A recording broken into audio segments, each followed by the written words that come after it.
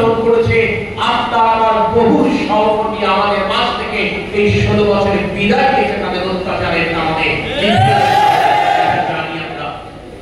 কিন্তু আজ এই পরিবর্তিত পরিস্থিতিতে বেগম খালেদা জিয়ার সৈনিকদেরকে, বেগম খালেদা জিয়ার ভোটারদেরকে উদাহরণ সৃষ্টি করতে হবে বাংলাদেশের রাজনীতিতে। শেখ হাসিনার কর্মী নয়, শেখ হাসিনার দোসরেরা যেভাবে আজও আমাদের প্রিয় নেতা স্বেচ্ছাসেবক দলের কেন্দ্রীয় সভাপতি এস.এম. জিলানীকে রক্তাক্ত করেছে, তার শিশু পুত্রকে হত্যার অভিপ্রায়ে আঘাত করেছে, তার বদলে জনগণকে দেখিয়ে দিতে হবে প্রতিহিংসার রাজনীতি নয়, ভালোবাসার রাজনীতির মাধ্যমে আজ এক নতুন ইতিহাস রচনা করতে হবে। সেই আওয়ামী লীগ আন্দোলন বুকের উপরে দাঁত পেয়ে গিয়েছে, সেই আওয়ামী লীগ আবারও আমাদের কোন সহকর্মীর আয়োজনে কিংবা কোন অন্য রাজনৈতিক দলের আয়োজনের তলে আবারও এলাকায় ফিরে আসবে, তার সুযোগ বিএনপি অন্তত জনগণের পক্ষে দেবে না। বিএনপির তাদেরকে এই সুযোগ দেওয়ার কোন সুযোগ নেই। বাংলাদেশের জনগণ শেখ হাসিনা এবং আওয়ামী লীগকে বিতাড়িত করেছে বাংলাদেশ থেকে। যে রাজনৈতিক সংগঠনের বিপক্ষে দাঁড়ানো সেটি অন্তত বিএনপি জাতীয়তাবাদী দলের হতেও দেবে না। আমরা জানি কিছু কিছু রাজনৈতিক দল আজকে তাদের ছাত্র লীগের আচলের তলে তাদের স্বেচ্ছাসেবক দলের কর্মীদেরকে সতর্ক দৃষ্টি রাখতে হবে। ফেনী তথা সারা বাংলাদেশে প্রমাণ করেছেন সেই সরকারি জনগণের সরকার হিসেবে আমরা মনে করি। তাই আমরা বলতে চেয়েছি মানুষের ভোটাধিকারের কথা। মা মাটির সন্তান গণতন্ত্রের আমি কিংবা আমরা দেশের পরিচয়ের কোন সুযোগ নেই। আমার প্রয়াত পিতা দেশনেত্রী বেগম খালেদা জিয়ার সাথে আপনাদের এলাকায় এসেছেন। আপনাদের এলাকা বেগম খালেদা জিয়া আমাদের কাছে আবেগে।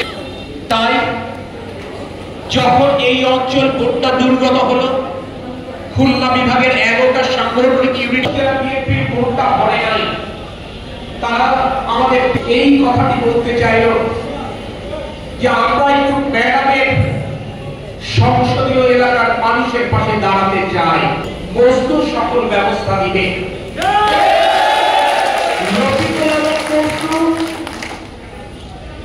জিয়া পরিবারের কত কাছের মানুষ, বিএনপির কত গুরুত্বপূর্ণ মানুষ, রাজপথের কত পরীক্ষিত সৈনিক, এটা বুঝতে হবে। সেই কারণেই দেশনেত্রী বেগম খালেদা জিয়ার নির্বাচনী এলাকার দেখভাল করবার জন্য আজ রফিকুল আলম মজনুর উপর দেশনেত্রী বেগম খালেদা জিয়ার দেশনায়ক তারেক রহমান। রফিকুল আলম মজনু কখনোই তার দায়িত্ব পালনে সফল হবেন না যদি না বেগম খালেদা জিয়ার ভোটারেরা রফিকুল আলম মজনুর মুরব্বী এবং তার ভাইয়েরা তার পাশে সর্বতভাবে না দাঁড়ায়। আপনারা যেভাবে একাদশ জাতীয় সংসদ নির্বাচনের আগ থেকে শুরু করে তাকে ছায়ার মতো অনুসরণ করেছেন, বিভিন্ন দুর্যোগে, বিভিন্ন সংগ্রামে, বিভিন্ন সংকটে তাকে সাথে নিয়ে যেভাবে মানুষের পাশে দাঁড়িয়েছেন, সেটি কি উদাহরণ সৃষ্টি করেছে বাংলাদেশের রাজনীতিতে। আপনাদের এলাকায় এসেছি আপনাদের কাছ থেকে কিছু শেখবার জন্য, আপনাদের পাশে থেকে নিজেদেরকে সৌভাগ্যবান মনে করবার অভিপ্রায়।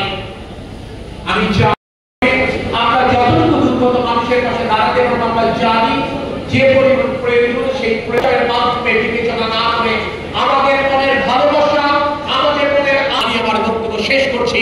আল্লাহ হাফেজ। বাংলাদেশ জিন্দাবাদ, জিন্দাবাদ। শহীদ রাষ্ট্রপতি জিয়াউর রহমান বীরত্তম মরহুম তারেক রহমান জিন্দাবাদ। আমাদের সুন্দরভাবে আপনারা করেছেন, সবাই আসছেন, বক্তব্য শুনেছেন, এই জন্য অনুষ্ঠানটা সুন্দর সুশৃঙ্খলভাবে শেষ করেছেন।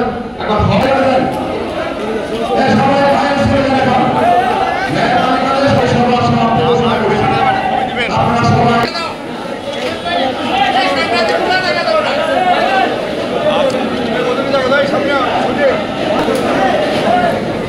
আর ভাই এরকম করো কা